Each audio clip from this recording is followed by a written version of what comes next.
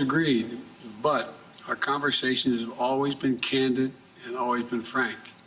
We have never kidded one another. We've been level with one another. I think that's vital. These conversations prevent miscalculations, and they ensure the competition between our two countries will not veer into conflict. Be competition, not conflict. Mr. President, are you concerned about U.S.-China relations under the incoming Trump administration?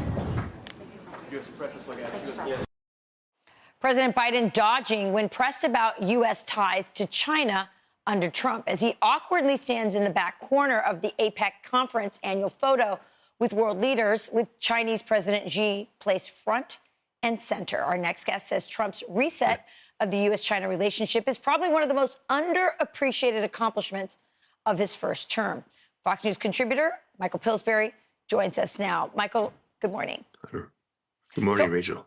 I saw that picture. Not only was Biden in the background, but that entire event was overshadowed by the fact that China had a port, a $3.5 billion port that they're, inaugurating or opening up in Peru. And so another symbol of the power, the commercial power and interests of China that we have neglected. So talk to us about what that moment looks like, why it's bad that our president is in the back, whether we like Biden or not, and how that could change because President Trump is now ascending into power. I think the change when President Trump takes power will be just enormous. He already turned the Washington point of view on China around when he was in his first term.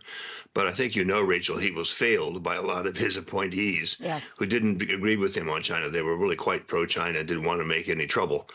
What has happened now, three big things that are newsworthy. The first is he's assembling a team of people who think the same way he does on China. Not only Marco Rubio, Mike Waltz, but also he's talked to the Wall Street Journal, which reported it yesterday. He wants Bob Lighthizer to come back and be his trade czar, sort of oversee commerce and treasury and other departments in terms of trade. That means the first thing they'll want to do is restore the trade agreement where China promised $200 billion to really greatly increase American jobs. The second thing is you see in a picture like this, it shows the timidity. It shows how much the Biden team was afraid of China, and they just couldn't get the fentanyl deal done. So China is still, you won't believe this, Rachel, but China and its IRS-type websites gives companies a tax break for selling fentanyl precursors that go into America and kill tens of thousands of Americans. So this is high on the agenda, Mr. Trump told me. The third thing is really more important than anything else. He's concerned about nuclear war. So trying to bring a ceasefire in Ukraine, people don't associate China and the power of China over Russia.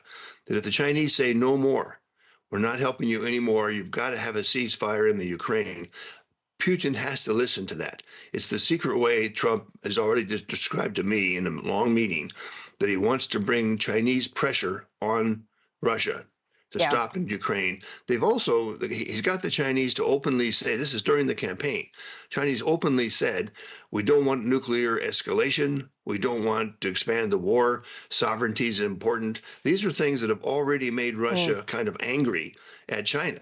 So you see what Trump can do. He's promising a Ukraine peace plan during the time he's president-elect. That's the next 2 months. So the team is there. The Chinese are already giving positive signs, and it's going to be the end of this Biden timidity that lets the fentanyl come in. And also, Biden just did not start trade talks at all. Remember how important that was under Trump?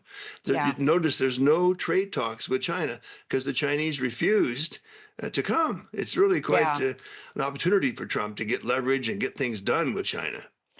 Really quick, one last question. You say that the deep state, the national security establishment, those bureaucrats want to stop Donald Trump in this next term because Wall Street gets rich and somehow they're doing they're doing the work of Wall Street, who gets rich from not dealing with China and its military ambitions. I don't have a lot of time, but if you could just address that quickly, because I think people don't understand that connection. Yeah, I think President Trump knows this. There'll be deep state resistance to his China policy. So his appointments are really, really important. Right now, Marco Rubio needs a China expert. each department of the government's got to have an assistant secretary for China. If those people are deep state, then it'd be very hard for Trump to succeed. He's got to have a lot of people who agree with him in the various posts. I think that's going to happen. At least I hope it's going to happen, Rachel, don't you? Yes, yes. Michael Pillsbury, you're always on top of this topic. Thanks for joining us this morning. I'm Steve Doocy. I'm Brian Kilmeade. And I'm Ainsley Earhart. And click here to subscribe to the Fox News YouTube page to catch our hottest interviews and most compelling analysis.